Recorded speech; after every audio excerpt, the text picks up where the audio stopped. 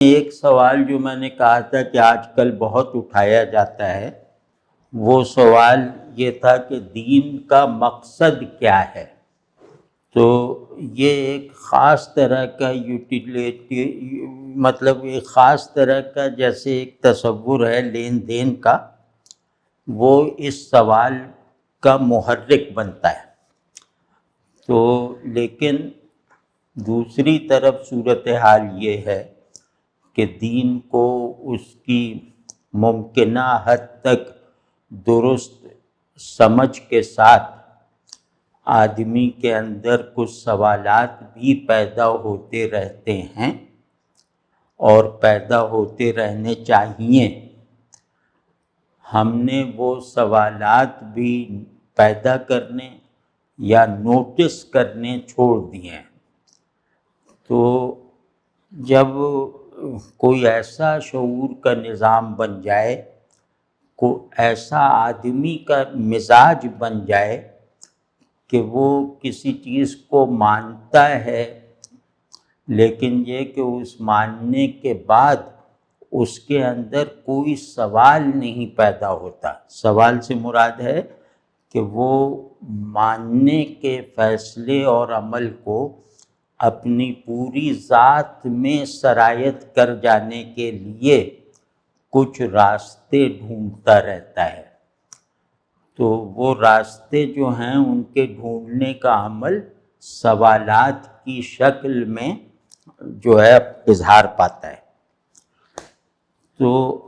وہ جو ہماری ایک عادت یہ پڑ گئی کہ سوال نہیں کرنا، سوال نہیں سوچنا، اور طبیعت میں سوال کا پیدا ہو جانا یہ لازماً شک کی علامت ہے، اپنے ایمان پر شبہ کرنے کی علامت ہے۔ تو ایسا نہیں ہے، کیونکہ یہ ہم نے جدید زندگی گزاری، جن لوگوں نے جدید زندگی گزاری، جدید تعلیم حاصل کی اور دین کے ساتھ بھی مخلص رہے، تو ان کے اندر ایک ریزسٹنس پیدا ہو گئی کہ کیونکہ جدیدیت کے ڈسکورس میں سوال نیت انکار سے اٹھایا جاتا ہے، اور سوال میں غالب عنصر جو ہے وہ تشکیک کا ہوتا ہے۔ تو اس لیے بہتر ہے کہ ہم اپنے اندر بھی کوئی سوالیہ سچویشن نہ پیدا ہونے دیں، اور اپنے باہر بھی دین کے جو مظاہر ہیں، دین جن جن صورتوں میں موجود ہے، ان صورتوں کے بارے میں بھی اپنے ذہن میں سوالات نہ اٹھنے دیں، کیونکہ سوالات اپنی ماہیت میں منفی ہیں۔ یہ مطلب اس میں انکار زیادہ مطلوب ہوتا ہے اقرار کے مقابلے میں۔ تو لیکن یہ بات ٹھیک ہے، لیکن یہ بات ٹھیک سمجھ کر اسے اپنے اوپر نافذ کر لینا، یہ ہمارے خیال میں ناسمجھی کی بات ہے۔ تو خیر، اور پھر یہی نہیں ہوا کہ میں نے پروڈکٹیو سوالات کو اپنے اندر پیدا کرنا یا میں نے اپنے اندر پیدا ہوتے ہوئے دیکھ کر اسے نوٹس کرنا، اس کی آواز پہ کان دھرنا چھوڑ دیا ہے، بلکہ ہماری دینی تعلیم کا بھی یہ ڈھب بن گیا کہ سوال کرنا گویا شبہ کرنا ہے، جیسے انکار کرنا ہے۔ تو اس وجہ سے یہ ہوا کہ علماء کا علم یا علم دین وہ یک طرفہ ہو کر رہ گیا، اور وہ اپنے زمانے کے انسان کی ذہنی اور نفسیاتی ساخت اور اپنے زمانے میں تاریخ کے نئے اور بہت اصولی مظاہر سے کٹ کر رہ گیا۔ تو اس کا نقصان یہی ہوا کہ آج مذہبی ذہن، چاہے وہ دینی علم سے پیدا ہوا ہو یا وہ اپنے ایمان کی بنیاد پر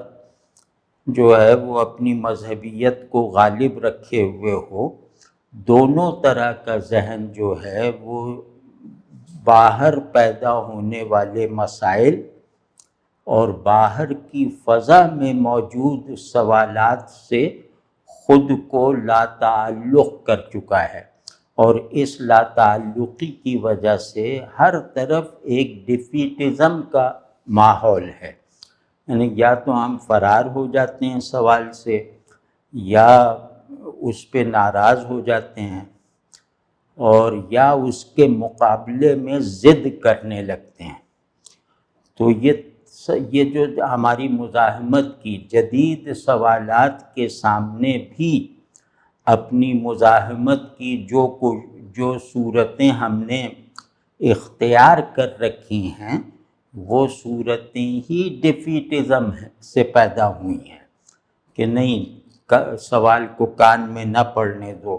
سوال کرنے کو ڈسکریج کرو، اور سوال پیدا ہو جانا گویا میرے دین میں کمزور ہونے کا یا تو پیش خیمہ ہے یا سبب ہے۔ پھر دوسرا جو ضمنی نقصان ہے وہ یہ ہوا کہ ہم دنیا پر بھی غلبے کی دینی ذمہ داری کو پوری نہ کر سکے، اس عادت کی وجہ سے کہ اگر سوال اپنی نیچر میں انکار و تشکیک سے اٹھا ہے، بنا ہے، تو وہ دنیا کو سمجھنے کی لازمی ضرورت ہے۔ دنیا کے ہر علم کو سخت گیر سوالات سے گزارتے رہنا چاہیے، ورنہ دنیا ہاتھ سے نکل جائے گی۔ تو ہم نے اس اصول کو بھی اپنی اس عادت کی وجہ سے نظر انداز کیے رکھا۔ تو آج میں یہ چاہتا ہوں کہ اس مسئلے پہ کچھ عرض کروں، یا اس مسئلے سے گفتگو کا آغاز کروں کہ سوال کی مثبت اہمیت اور ضرورت کیا ہے، اور جس نفس میں، جس دل میں، جس ایمانی ذہن میں سوال اٹھتا ہے، وہ سوال اصل میں آگے بڑھنے کی دعوت ہوتا ہے، اور جو لوگ سوالات کو اپنے اندر پیدا ہونے سے روکیں گے اور اپنے باہر کی فضا میں پھیلے ہوئے سوالات سے اپنے آپ کو بچانے کی کوشش کریں گے، وہ دین کی بہت ہی بڑی ذمہ داریوں کو ادا کرنے سے قاصر رہیں گے۔ تو اس میں جیسے عرض کرنا چاہ رہا ہوں، اور اسی مفہوم میں سوال آدھا علم ہے۔ مثلا یہ کہ میں کیسے اللہ سے تعلق میں ترقی چاہتا ہوں، اب میرے اندر سوال اٹھنے لگتا ہے کہ یہ میں کیسے اس میں ترقی کروں، ترقی کرنے کے لیے کون سے عمل کروں، کون سے وسائل اختیار کروں۔ تو پھر میں کچھ وسیلوں کو اختیار کرتا ہوں، کچھ وسیلے ٹرائی کرتا ہوں، اور اس کے بعد پھر اگلی منزل پہ یہی سوالات دوبارہ پیدا ہونے لگتے ہیں۔ تو گویا ایک ایمانی باطن اور ذہن میں سوالات جو ہیں وہ اس کی سواری کے پہیے ہیں، اس سواری کے پہیے جس کا رخ اللہ کی خوشنودی کی طرف ہے۔ تو اور ایسے سوالات کے نتیجے ہی میں مجھے وہ ضروری سنجیدگی اور اخلاص حاصل ہوتا ہے جس کو حاصل کیے بغیر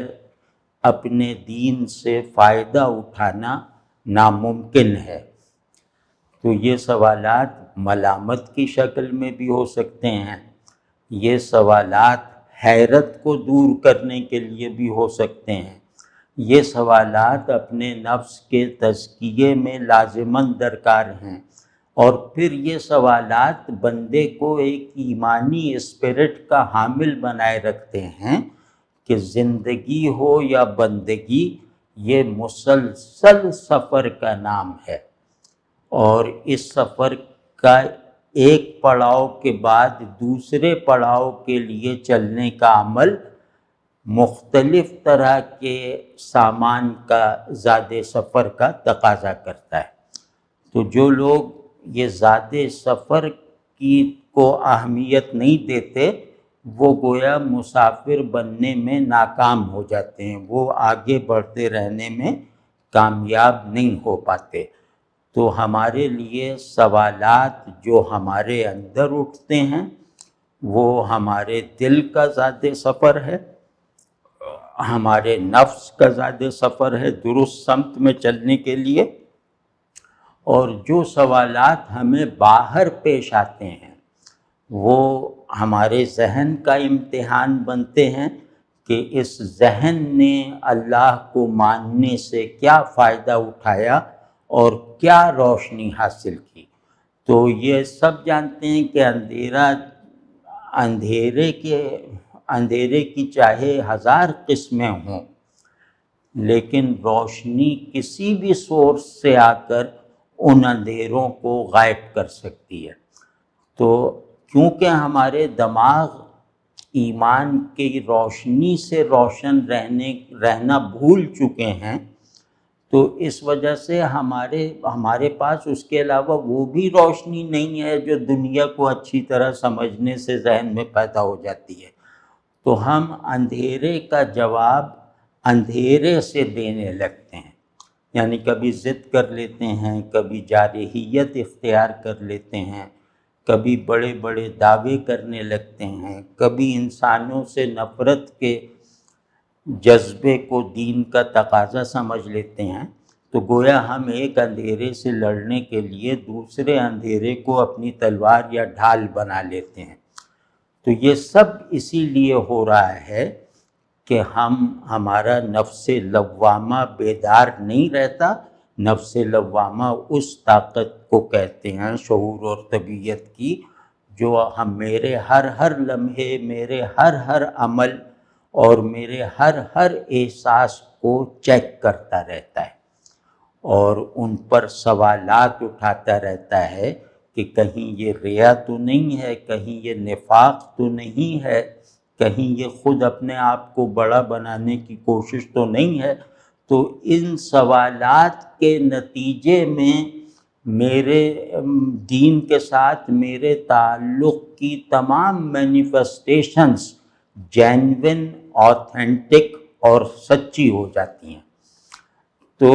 خیر اس میں مطلب ہم لوگ بہت کمزور چلے آ رہے ہیں۔ تو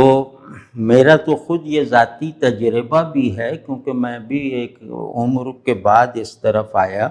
تعلیم مکمل کر لینے کے بعد۔ تو جب اس طرف آیا تو مجھے یہ مسئلہ پیش آیا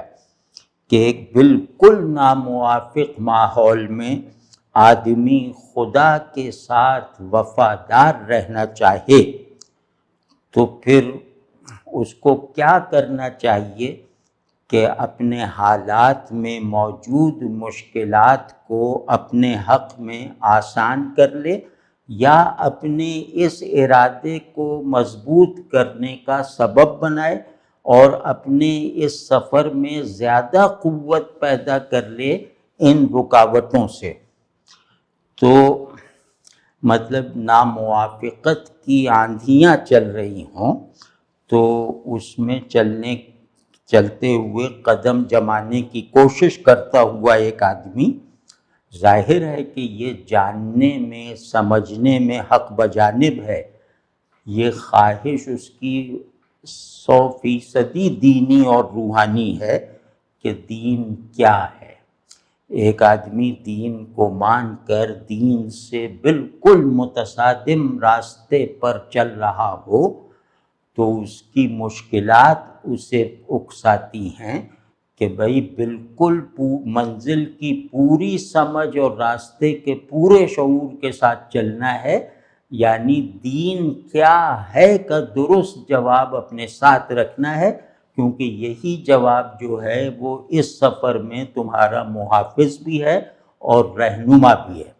اور دوسرا پہلو یہ ہوتا ہے کہ ایک مشکل اٹھاتا ہوا آدمی، آج کل لوگ دین کے لیے مشکل اٹھانا چھوڑ چکے ہیں نا، تو اس لیے انہیں اس کا تجربہ نہیں ہے کہ ایک آدمی دینی زندگی گزارنے کے لیے مختلف مشکلات آنکھ کھلتے ہی فیس کرنا شروع کر دیتا ہے اور سوتے وقت تک ان مشکلات سے لڑتا رہتا ہے یا بچتا رہتا ہے۔ تو یہ آدمی یہ سوچے گا، اس کے اندر اس کی سچائی سے یہ سوال پیدا ہوگا کہ کہیں ایسا تو نہیں ہے کہ جو میں کوئی بلا وجہ کی مشکلات بھی اٹھا رہا ہوں، کہ میں بعض ایسی ذمہ داریوں کو جیسے میں نے بعض ایسی ذمہ داریوں کو دین کی حیثیت سے قبول کر لیا ہے اور اپنی مشکلات میں اضافہ کر رکھا ہے جو دینی نہیں ہے، یا کہیں ایسا تو نہیں کہ میں نے دین کے مطالبات کے فہم میں کوئی ایسی غلطی کر دی ہو کہ بعض ضروری مطالبات میرے علم میں نہ ہوں اور اس وجہ سے میرے عمل سے خارج ہیں، تو ان کے علم میں نہ ہونے اور عمل سے خارج رہ جانے کی وجہ سے میری مصیبتوں میں اور اضافہ ہو گیا ہے۔ تو یہ جیسے ایک ذاتی مسئلہ سا ہو جاتا ہے کہ میں کیا کروں، ہر آدمی یہ چاہتا ہے کہ مشکلیں کم ہو جائیں، تو وہ پہلے ہی یہ دیکھتا ہے کہ اس میں سے کوئی بوجھ ایسا تو نہیں ہے جسے اٹھانا ضروری نہ ہو یا غیر ضروری ہو، تاکہ وہ اس بوجھ کو اتار دے اور اپنے آپ کو کچھ ہلکا بنا لے، اس سفر ہی کو زیادہ تیز رفتاری کرنے کے ساتھ مکمل کرنے کے لیے یا جاری رکھنے کے لیے جو وہ اللہ کی خوشنودی تک، جنت تک پہنچنے کے لیے کر رہا ہے۔ اب جیسے ایک مسئلہ ہے کہ غض بصر، یعنی اپنی آنکھیں جھکائے رکھو، یہ حکم ہے، یعنی یہ حکم پردے کے ضمن میں ہے، اور یہ مردوں پر حکم ہے، مردوں عورتوں سب پر حکم ہے کہ بے حیائی پیدا کر سکنے والے منظر کو نہ دیکھو، یا کوئی نامحرم خاتون سامنے آ جائے تو آنکھیں نیچی کر لو۔ تو اب میں اس حکم کو مانتا ہوں، مسلمان ہوں، اس حکم کو جانتا بھی ہوں اور مانتا بھی ہوں، اور اس حکم پر چلنا بھی چاہتا ہوں، لیکن غض بصر کا مجھے کوئی موقع ہی نہیں ملتا، بلکہ غض بصر کو تو میں جس ماحول میں غض بصر کے حکم پر عمل کرنا چاہتا ہوں، وہاں اس ماحول میں غض بصر غیر مہذب ایکٹیویٹی سمجھی جاتی ہے۔ تو اب میرے اندر ظاہر ہے کہ کچھ سوالات پیدا ہوں گے، کچھ سوالات سچائی سے پیدا ہوں گے، نیت تعمیل سے پیدا ہوں گے کہ غض بصر میں اگر کوئی چھوٹ ہے، کوئی رعایت اور رخصت ہے تو وہی مجھے معلوم ہو جائے، تاکہ اس اذیت سے تو میں نکلوں کہ مطلب جدھر آنکھ اٹھاؤ ادھر ایک چیز ہے جو حیا کو مجروح کر رہی ہے، تو میں کہاں تک غض بصر کروں؟ تو کاش کوئی ایسا حکم ہو کہ مجھے یہ پتہ چل جائے کہ یہ جو غض بصر کے ناممکن ہو جانے کی صورتحال میں ایک چھوٹ بھی ہے، ایک عذر کے طور پر بھی مانا جائے گا۔ تو ظاہر ہے یہ سوال بہت جینوین ہے اور بہت زیادہ مطلب بہت ایک اللہ کے حضور میں التجائیہ انداز سے گویا اٹھایا جاتا ہے۔ تو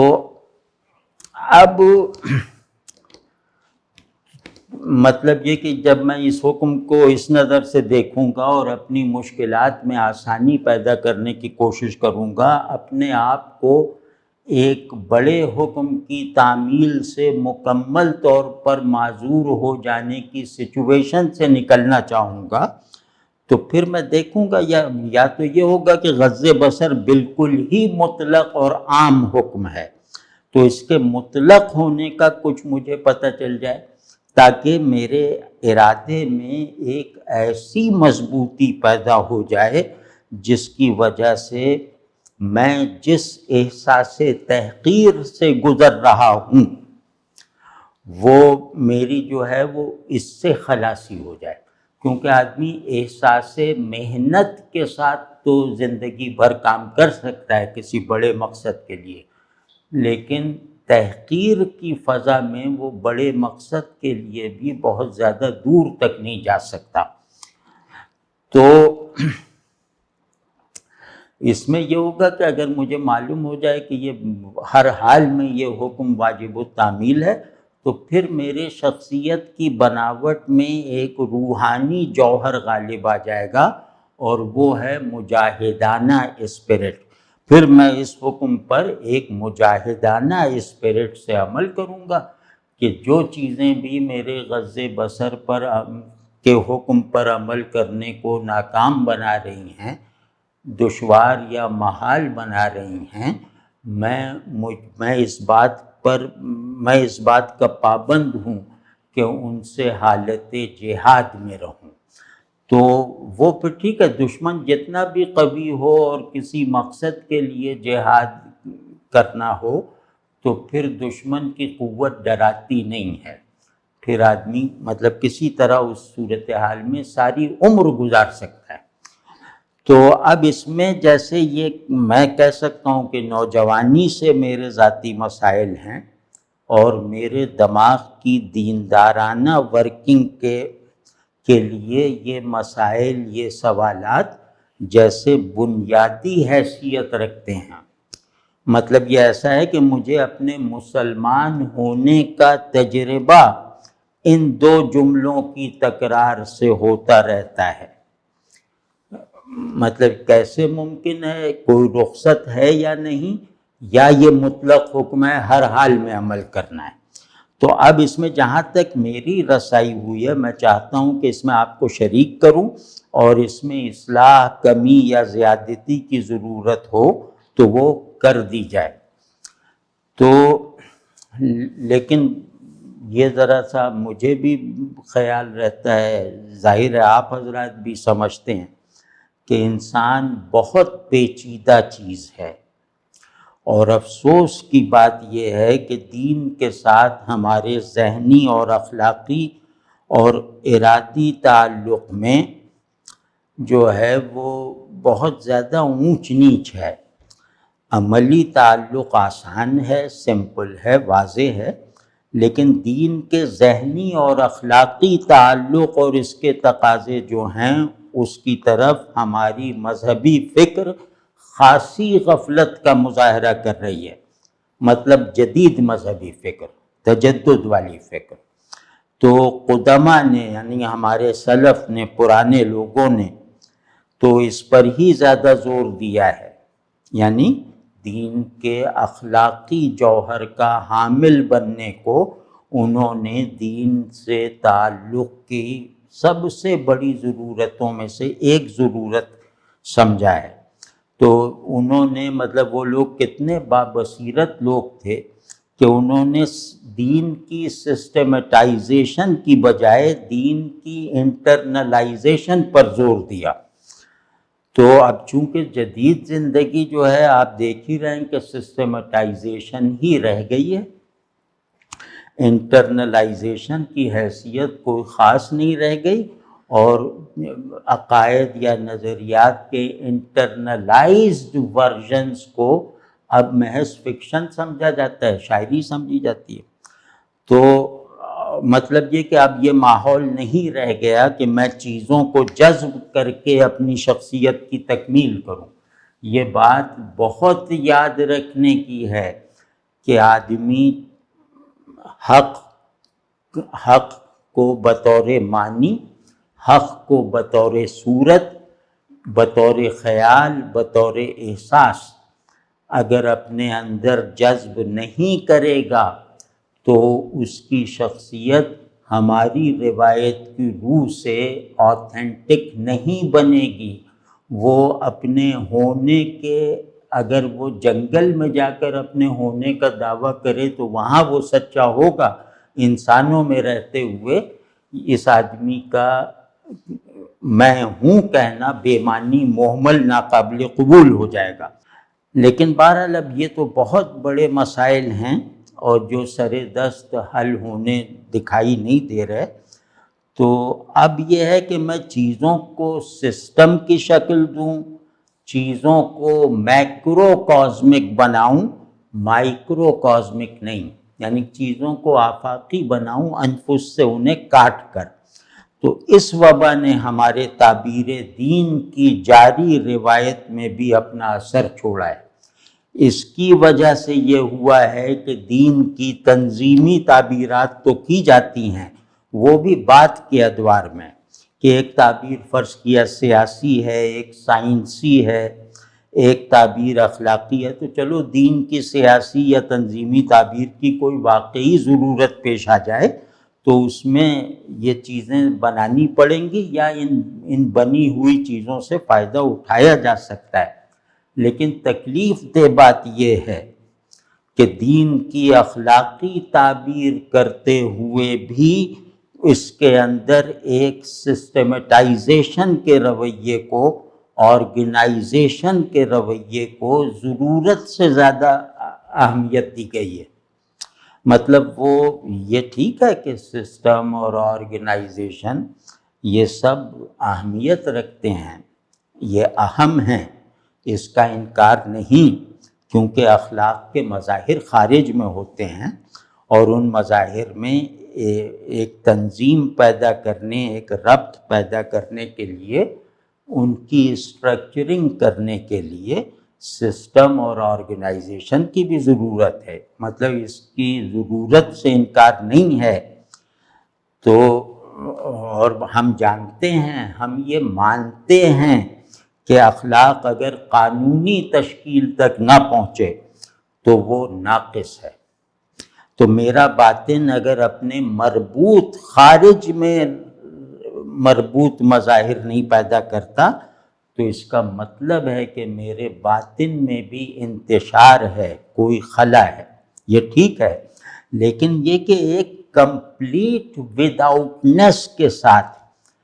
ایک باطن سے مکمل ڈیٹیچمنٹ کی حالت میں دین کی اخلاقی تعبیرات کرنا، اور ان تعبیرات کو بھی بعض سماجی فوائد اور برکات کے حصول تک محدود رکھنا، یہ ایک نیا رویہ ہے، بالکل اجنبی رویہ ہے، اور مضر بھی ہے۔ اور اس کا ضرر جو ہے وہ غلط ہونے کی وجہ سے نہیں ہے، بلکہ ادھورا ہونے کی وجہ سے ہے۔ تو بعض چیزیں کسی بات کے خلاف ہوں تو مضر ہوتی ہیں، یعنی غلط ہوں تو مضر ہوتی ہیں، لیکن زیادہ ضرر ان چیزوں میں ہوتا ہے جو مانی ہوئی بات کو ادھورا بنا کر پیدا ہوتے، اور مطلب وہ ادھوری چیزیں پوری چیز کے طور پر پھیلائی جائیں اور پوری چیز کو ڈھانپ لینے میں کامیاب ہو جائیں، تو یہ بہت بڑا ضرر ہے۔ تو جیسے میں نے ایک صاحب نے سوال کیا تھا کہ یہ جو بات ہے کہ ادھورا پن موجب ضرر ہے اور اس کا ضرر غلطی سے زیادہ ہوتا ہے، تو اس پہ انہوں نے کہا کہ اس کو ذرا سا کھول کے بتائیں۔ تو میں اس پہ عرض کرتا ہوں کہ انسان کے باطن کو نظر انداز کر کے اس کے خارجی حالات تک محدود رکھنا یہ ادھورا پن ہے۔ اسی طرح انسان کے خارجی حالات سے دین کو غیر متعلق کر کے محض ایک داخلیت کی تشکیل کا ذریعہ بنا لینا، یہ بھی ادھورا پن ہے، یہ دوسری طرح کا ادھورا پن ہے، اور اپنے ضرر میں دونوں ایک جیسے ہیں۔ تو یہ ہوئی اس کی جیسے ایک زیادہ ٹھوس میں وہ اس معاملے میں ٹھوس بات ہو گئی۔ تو اب اس کو ہم جیسے کہیں کہ ایک دین کی تعبیر ہے وداؤٹ نیس کے ساتھ، یعنی باہر، اور ایک تعبیر ہے ود ان نیس کے ساتھ۔ میں معافی چاہتا ہوں، آج تھوڑا سا ٹیکنیکل الفاظ استعمال کرنے پڑ رہے ہیں۔ تو ہمیں زیادہ دلچسپی ہے دین کی ایسی تعبیر سے جو نظر انداز شدہ ود ان نیس کے ساتھ ہو، یا اس کے لیے ہلکا لفظ ہے کہ ایک نظر انداز شدہ داخلیت کے ساتھ ہو، یعنی مائکرو کازمک بھی ہو۔ یہ ہماری ضرورت ہے، لیکن یہ پوری بات نہیں ہے۔ یہ پوری بات بس یہ ہے کہ ہم دین کے دونوں دین کی اثر اندازی کی دونوں دنیاؤں میں ایک توازن پیدا کریں اور دونوں کو دین کے حقائق اور احکام سے کے تابع رکھیں، ان سے بھرا ہوا رکھیں۔ یہاں ایک مثال سی دیتا ہوں کہ دین کیا ہے۔ اس کے دو موجود جوابات ہیں، اور ان سے یہ بات نسبتاً آسانی سے سمجھ میں آ جائے گی کہ دین ایک مبنی بر حق، مبنی بر خیر اجتماعیت یعنی سوسائٹی اور اسٹیٹ وغیرہ کی تشکیل کرتا ہے، تو جو قومی اور اجتماعی احساس جواب دہی کے تصور کے تحت ہوتی ہے۔ یعنی دین ایک نظم اجتماعی، ایک کلیکٹیو آرڈر پیدا کرنے کے لیے آیا ہے جو حق پر اور خیر پر مبنی ہو۔ مبنی بر حق پر زور دینے سے اس کی سیاسی تعبیرات پیدا ہوئیں، اور مبنی بر خیر ہونے کے پہلو میں مبالغہ کرنے سے اس کی ادھوری اخلاقی تعبیرات پیدا ہوئیں۔ تو اب یہ سامنے کی باتیں ہیں کہ یہ تعبیرات سیاسی ہوں یا اخلاقی، اپنی بناوٹ میں ایک جیسی ہیں۔ دونوں کا ہدف اجتماعی وجود ہے، دونوں کا ہدف کسی نہ کسی نوعیت کا نظم اجتماعی ہے۔ ایک کی نظر میں وہ نظم اجتماعی ریاست کی شکل میں ہے، دوسرے کی نظر میں سوسائٹی کی صورت میں ہیں۔ دونوں کلیکٹیو آرڈرنگ یعنی انسانوں کی کلیکٹیویٹی کو مربوط، منظم، آرگنائز کرنا۔ تو یہاں میں یہ وضاحت کر دوں کہ میں یہ باتیں موجودہ دور کے کسی بھی مذہبی مفکر سے منسوب کر کے نہیں کہہ رہا، مطلب یہ کسی خاص فکر وغیرہ کو رد نہیں کر رہا، بلکہ اس ادھورے پن کی طرف توجہ دلانے کی کوشش کر رہا ہوں جس نے جدیدیت کے دباؤ کی وجہ سے ہمارے بیسک پرسپیکٹو کی کلیت کو، وحدت کو دولخت کر رکھا ہے۔ تو آپ یہ سمجھیں کہ یہ جو میں نے جو دو تعبیرات عرض کی ہیں جو آج کل بہت پھیلی ہوئی ہیں، اور یہ بھی ظاہر ہے کہ یہ ادھوری تعبیرات ہیں، ان کا ادھورا پن بھی واضح ہے۔ اب ایک تعبیر یہ ہے کہ دین ایک روحانی حقیقت ہے، یہ فرد کو اپنا مخاطب بناتا ہے اور فرد ہی کو اپنی اصلاح کی دعوت دیتا ہے۔ فرد کو یہ دین جو ہے وہ فرد کو اس حالت شعور تک پہنچانا چاہتا ہے جہاں وہ اللہ کی طرف سے غفلت اور اللہ کی نافرمانی سے بچ سکے۔ تو یہ ایک تعبیر ہوئی، یہ بھی نئی تعبیر ہے۔ تو اس تعبیر کو جیسے ہم اپنی سہولت کے لیے سمجھیں کہ یہ ودن نیس کے ساتھ ہے، تو دونوں میں ادھورا پن دونوں طرح کی تعبیرات میں مشترک ہے، کیونکہ فرد کا جو تصور ہے، فرد کہتے ہیں ایسی انفرادیت جس کی تشکیل میں اجتماعی وجود ہونے کا شعور اور احساس لازماً کار فرما ہو۔ اپنے اجتماعی وجود کو ریئلائز کیے بغیر بلکہ پرسنلائز اور اون کیے بغیر کسی بھی انفرادیت کی کوئی حقیقت نہیں ہے۔ اب مکمل بات یہ ہوگی کہ فرد کون ہے جو حادثاتی طور پر ممتاز ہے اور اختیاری طور پر دوسرے سے وحدت رکھتا ہے، یہ ہے فرد۔ تو ہم مطلب کیا عرض کروں کہ سمپل سے شروع کرتے ہیں کہ دین انسان کی اس ضرورت کی تکمیل کے لیے اتارا گیا ہے جس ضرورت کو انسان خود سے پورا نہیں کر سکتا۔ یہ دین کو ماننے کے لیے پہلی بات ہے۔ اب وہ ضرورت کیا ہے جسے پورا کرنے کے لیے مذہب اتارا گیا ہے اور جسے پورا کرنے سے انسان کو قاصر بتایا جا رہا ہے؟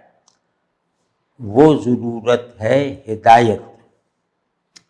کہ انسان اپنی ہدایت پر مطلقاً قادر نہیں ہے۔ اس پہلو سے اگر دیکھیں تو دین ہدایت ہے، وہ ہدایت جو انسان کی سب سے بڑی ضرورت اور طلب ہے یا اسے ہونا چاہیے۔ تو یہ ہوئی ایک بات۔ اب یہ کہ ہدایت کسے کہتے ہیں، مطلب یہ کہ انسان کو کہیں پہنچنا ہے اور وہ وہاں تک خود سے بالکل نہیں پہنچ سکتا، تو منزل کی وضاحت اور اس کے راستے کی رہنمائی اور اس راستے پر چلنے کا زاد راہ یہ دین فراہم کرتا ہے، اور یہ اس کی پہلی تعبیری شکل ہے۔ یعنی جب ہم دین کو تعبیر میں منتقل کرتے ہیں تو اس کی پہلی تعبیری صورت یہ ہے۔ اب اسی ہدایت کو تھوڑا سا اپنے لیے درکار گہرائی میں جا کر دیکھتے ہیں۔ باہری پن کے ساتھ جو ہے آدمی پھیلاؤ دیکھتا ہے، اور اندرونی پن کے ساتھ آدمی گہرائی اور ارتکاز دیکھنا چاہتا ہے۔ تو اگر ہم اس پرسپیکٹو سے دیکھیں کہ تو پھر جواب یہ آتا ہے سمجھ میں کہ ہدایت کہتے ہیں ذہن اور زندگی، شعور اور وجود کو ان کی منزل تک پہنچانے، ان کی مشترکہ منزل تک پہنچانے، اور اس منزل تک پہنچنے کے لیے درکار خارج سے رہنمائی اور مطلوب احوال اور استعداد پیدا کر دینے کے واحد اور مطلق وسیلے کو۔ تو ہدایت صرف اتنا نہیں ہے کہ منزل الف ہے اور راستہ بے ہے اور انسان جیم ہے۔ تو انسان کے اندر ہدایت کی طلب کا ہونا اور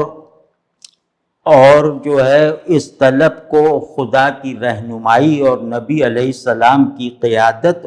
اور کتاب اللہ کی امامت میں طے کرنے کی استعداد اور لگن اور احوال کا ہونا، یہ سب ہدایت کے پیکج میں داخل ہے،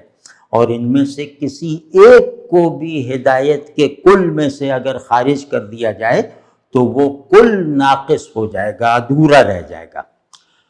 تو اس بات کو مطلب میرے خیال میں ہم لوگوں کو اور سمجھنا چاہیے، کیونکہ اب دین کو بہت ہی زیادہ ضرورت، بلکہ دین کا بہت ہی بڑا تقاضا یہ ہے کہ ہم لوگ جو ہیں وہ اپنے ذہن کو ترقی دیں، اور ہم لوگ اپنے شعور ایمانی کو مطلب خود شناسی اور جہاں بینی کی واحد قوت بنا کر دکھائیں، ورنہ بہت مشکل ہو جائے گا، بہت ہی مشکل ہو جائے گا۔ تو خیر، تو اس بات کو ایک اور طرح سے سمجھنا چاہیے کہ اللہ کی ہدایت اپنی مخلوق کے لیے ہے، یعنی ہم اللہ سے ہدایت یافتہ بعد میں ہیں، اللہ کی مخلوق پہلے ہیں۔ تو اس نے تخلیق کا قانون ایسا بنایا ہے انسانوں کے لیے، یعنی باشعور وجود کے لیے، کہ اس میں ہدایت کو قبول کرنے، انسان میں ہدایت قبول کرنے کی استعداد دیگر صلاحیتوں پر غالب رکھی ہے، اور اس میں ہدایت کی طلب اس کی محسوس کی جا سکنے والی تمام ضرورتوں سے زیادہ شدید اور مستقل ہے۔ تو اب ایسا بنا کے وہ ہم سے ہدایت، وہ مطلب ہدایت طلب اور ہدایت کو قبول کر سکنے کی کلی استعداد دینے کے بعد وہ ہمیں ہدایت فراہم کر رہا ہے۔ اس کا مطلب ہے کہ زاد راہ اس نے پہلے دیا ہوا ہے، راستے اور منزل کا یقینی شعور بعد میں عطا فرمایا ہے۔ تو اگر مطلب یہ پہلے اور بعد مجبوراً کہہ رہا ہوں، ورنہ یہ کہ یہ سب چیزیں اللہ کی جہت سے تو ہم آن ہیں۔ تو اس پہلو سے اگر دیکھیں تو ہدایت کا مطلب ہے، یہ بھائی یہ مطلب میں چاہتا ہوں بہت زور سے بار بار کہوں کہ ہدایت کا مطلب ہے اللہ کی طرف یکسو رہنے کا یقینی سامان جو اللہ ہی نے فراہم کیا ہے۔ اللہ کی طرف یکسو رہو، اور اس یکسوئی کے لیے جو چیزیں درکار ہیں وہ ہدایت کے اجزاء ہیں، وہ ہدایت کے کانٹینٹس ہیں۔ تو ہدایت کا مطلوب بس یہ ہے کہ اللہ کی طرف یکسو رہو، ترک غفلت کے ساتھ، ترک معصیت کے ساتھ، یعنی اپنے شعور کی بہترین حالت کے ساتھ، اپنے وجود کے اعلیٰ ترین حال کے ساتھ۔ تو یہ تو ظاہری ہے نا، ترک غفلت شعور کی بہترین حالت ہے اور ترک معصیت وجود کا بہترین حال ہے۔ تو ہدایت کا مطلب یہ سمجھ میں آتا ہے کہ انسان کے جہان شعور اور کائنات وجود کو ایک مرکز، استعداد اور ایک مقصود فراہم کر دینا۔ تو میرا خیال ہے یہ بات زیادہ واضح ہو گئی ہے، کم از کم مجھ پہ ہو گئی ہے۔ تو مختصر یہ کہ ہدایت اس لیے اتاری گئی ہے کہ ہم لوگ اللہ والا بننے کا راستہ پالیں، ہم لوگ اپنی غایت کو، اپنے مقصود تخلیق کو ذہن اور عمل اور ذوق میں لانے کا سامان حاصل کر لیں۔ یہ ہدایت ہے۔ ہدایت کا مطلب کیا ہے؟ مطلب اس کو تھوڑا سا اور کھول کے کہیں تو ہم یہ والے ہیں، ہم وہ والے ہیں، یہ جو ہے اس میں خود کو کھپانا نہیں چاہیے۔ ہدایت ہمیں اس قابل بناتی ہے اور ہمیں اس چیز کا مکلف اور پابند اور ذمہ دار بناتی ہے کہ ہم صرف اللہ والے بنیں۔ یہی ہمارا پرنسپل پر تشخص بھی ہو اور پرٹیکولر تشخص بھی ہو۔ تو اور یہ اللہ والے بنیں ہم اپنے شعور کے مرکز میں بھی اور اپنے وجود کی بنیاد اور اصل میں بھی، یعنی میرے تمام شعوری تعلق میرے اللہ والا ہونے کی تفصیل ہوں، اور میرے تمام وجودی احوال میرا اللہ والا ہونا ثابت کریں۔ تو مختصر یہ کہ اللہ کو اپنے خیال، اپنے حال اور اپنے اعمال کا مرجع اور مبدا بنانا یہ ہدایت ہے۔ اور ہدایت کا کم از کم میرے خیال میں لازمی مطلب یہ ہے کہ اللہ ہی ہو جو ذہن کی کل پونجی بن جائے، اللہ ہی ہو جو قلب کا پورا حال بن جائے، اور اللہ ہی ہو جو ارادوں کی واحد مراد بن جائے۔ جس نے ہدایت کو اس پہلو سے قبول نہیں کیا، اس نے ہدایت کی قدردانی نہیں کی۔ تو اب دیکھیے کہ اب دین ہدایت ہے، اور ہدایت کا مطلب ہے کہ شعور کو اس کا مرکز اور مقصد اور اس کی حقیقت فراہم کرنا، اور وجود کو بھی اس کی حقیقت اور اس کا مرجع اور اس کا مبدا، اوریجن اور اینڈ مہیا کرنا۔ تو جو بھی ہدایت کی اس تاثیر سے خود کو لا تعلق یا بے خبر رکھے گا، اس کے ذہن کی بعض آمادگی، اس کے ارادے کے بعض مقاصد اس کے ہدایت یافتہ ہونے کی کافی دلیل نہیں بنیں گے۔ تو دین کا مقصد یہ ہے کہ نفس کا تزکیہ کرتے ہوئے اللہ کے ساتھ تعلق کے حقوق کو بہترین انداز سے حاضر دماغی کے ساتھ ادا کرتے رہنے کی مسلسل کوشش، اور یہ کوشش کوئی بھٹکنے والوں کی کوشش نہیں ہے جو وہ راستہ پانے کے لیے کرتے ہیں، یہ کوشش اللہ کو پا کر اللہ کی طلب میں اضافہ کرتے رہنے کی کوشش ہے۔ ایک آدھ بات میں اور کہہ دوں، ہاں مطلب اس میں موضوعات کافی ہیں، مطلب زیادہ ہیں، تو لیکن جو بات ابھی چھیڑی ہے اس کو مکمل کر دوں، تو باقی بھی چیزیں ہیں جو اس تھیم کو سمجھنے اور عمل میں لانے کے لیے ضروری ہیں، وہ انشاءاللہ کسی اور وقت عرض کریں گے۔ تو اب یہ سمجھ گئے نا کہ مقصود اللہ ہے اپنی خوشنودی کی شکل میں، یعنی اللہ کی خوشنودی مقصود ہے اپنی مغفرت کی صورت میں، اپنی رضا کی حیت میں، اور مطلب یہ کہ اپنے ایمان کی سلامتی کے تصور کو مکمل طور پر حقیقی رکھنے میں۔ تو باقی سب اس مقصود تک پہنچنے کا جو یہ ساری زندگی ہی ایک راستہ ہے،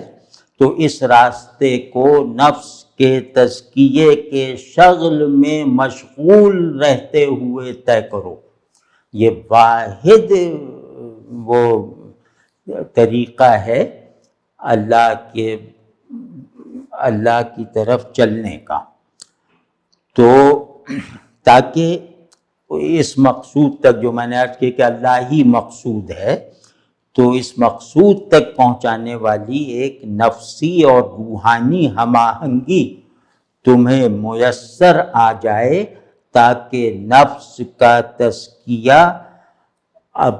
مطلب ترقی کرتے کرتے تمہارے نفس کو نفس مطمئنہ بنا سکے۔ تو نفس کے تزکیے کا عملی مقصود ہے، بلکہ کلی مقصود ہے کہ نفس امارہ سے مطمئنہ بن جائے۔ لیکن نفس مطمئنہ خود حصول نہیں ہے، یہ بات ذرا واضح رہنی ضروری ہے کہ نفس میں مکمل اطمینان کا پیدا ہو جانا، غفلت اور معصیت وغیرہ کی برائیوں سے بالکل پاک ہو جانا، یہ ایک حالت ہے۔ لیکن یہ کہ یہ حالت میں حاصل نہیں کر سکتا، بلکہ اس کی طلب میں صادق رہتے ہوئے نفس کے تزکیے میں محنت کرتے ہوئے دیکھ کر اللہ مجھے یہ فراہم کر دے گا، یہ ایک انعام ہے۔ تو اب یہ صورت ہے، یہ ہماری ذمہ داریاں ہیں کہ ہم اللہ والا بننے کے لیے نفس کا تزکیہ کرتے رہیں، یہاں تک کہ اس منزل کو پہنچ جائیں جہاں وہ کہے کہ تو مجھ سے خوش رہا، لیکن تجھے مجھ سے خوش رہنے کے جو بڑے اسباب ہیں وہ تو حاصل ہی نہیں تھے، تیری زندگی کی تنگی کی وجہ سے، تیری دنیا کی پستی کی وجہ سے، لیکن آج تو میرے ساتھ خوش رہنے کے انتہائی بڑے اسباب بھی اپنی آنکھوں سے دیکھ لے گا، اور اب میں تجھ سے راضی ہوں، میں بھی تجھ سے خوش، تو بھی مجھ سے خوش، تو مجھ سے خوش رہا مصیبتیں سہتے ہوئے، میں تجھ سے خوش ہوں اپنی شان مغفرت کو تیرے ساتھ پوری طرح متعلق اور ملتفت کر کے۔ تو اب یہ بھی ایک پہلو ہے، یہ پورا دین نہیں ہے جو میں ابھی عرض کر رہا تھا۔ یہ پورے دین کا بیان میرا خیال ہے کہ متبادل بیان نہیں ہو سکتا، مطلب اس دین کو اس طرح ہم اپنے لفظوں میں نہیں بیان کر سکتے کہ دیکھ لو یہ ہے پورا دین۔ تو ایک تو ہمیں اپنے اس تخیل سے نکل جانا چاہیے کہ پورا دین مجھے معلوم ہونا چاہیے، کیونکہ اس تخیل میں رہنے سے جو خرابی پیدا ہوئی ہے وہ بھی آپ نے دیکھ لی کہ پورا دین لوگ سمجھتے ہیں پورے احکام، پورے نصوص یا عقائد، گنتی میں 10 15 20 عقائد، تو یہ بہت کوانٹیٹیو کلیت ہے، اور دین کو اس میں محصور کر دینا یہ مطلب خاصی ایک سب ہیومن ایکٹیویٹی ہے۔